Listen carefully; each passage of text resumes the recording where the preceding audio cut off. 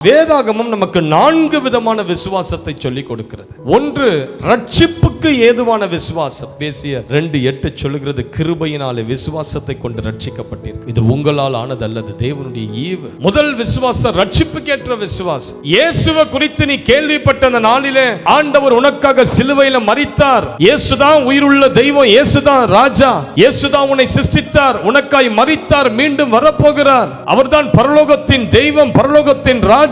அந்த சுவிசேஷத்தை நம்பின போது உங்களுக்குள்ள என்ன வந்தது?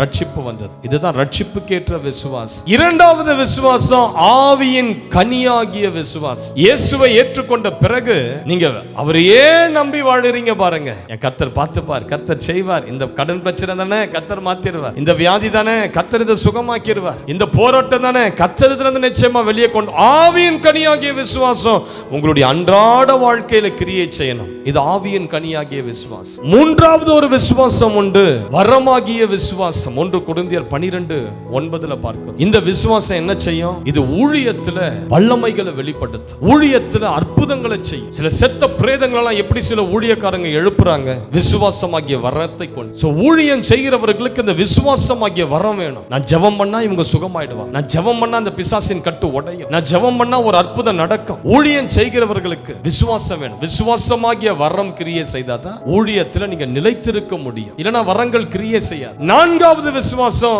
எபேசியர் 6:6 பார்க்கிறோம், சாத்தானுடைய கிரியைகளை தடை செய்கிற விசுவாசம். பொல்லாங்கன் ஏயும் அக்கினி ஆஸ்திரங்களை அவிக்கத்தக்கதான விசுவாசம். இந்த செய்வன மந்திர கட்டெல்லாம் போராடுது பாருங்க, இதெல்லாம் எதிர்த்து நிக்கிறனா உங்களுக்கு விசுவாசம் வேணும். நீங்க தோத்துற கூடாது. மந்திர ஆவிகள் சில நேரங்கள் அது போராடிக்கிட்டே இருக்கும் குடும்பத்துல. இதெல்லாம் எதிர்த்து நிற்கதான் ஆண்டவர் உங்களுக்கு சாத்தானை தடுக்கிற விசுவாசமாகிய கேடகத்தை தருகிறார். சாத்தானே, நீ எனக்கு விரோதமா எய்கிற உன்னுடைய ஒரு அம்புகளும் என் மேல பாயாது, நான் விசுவாசமாகிய கேடகத்தை உனக்கு முன்பதாக ஏந்தி நிற்கிறேன். ஆண்டவர் ஆபிரகாமை பார்த்து சொன்னார், ஆதியாகமம் 12:1, ஆபிரகாமை பயப்படாத, நான் உனக்கு கேடகமும் மகா பெரிய பலனமா இருக்கிறேன். உனக்குள்ள விசுவாசம் இருக்கும் போது கர்த்தரே கேடகமா வந்து நிற்பார். கர்த்தர் சொல்லுகிற கேடம் ஏதோ ஒரு 2 அடி 3 அடி கேடகம் அல்ல, உன் தலையிலிருந்து உன் கால் வரையிலும் நிற்கக்கூடிய மகா பெரிய கேடகமாய் கர்த்தர் வந்து நிற்பார்.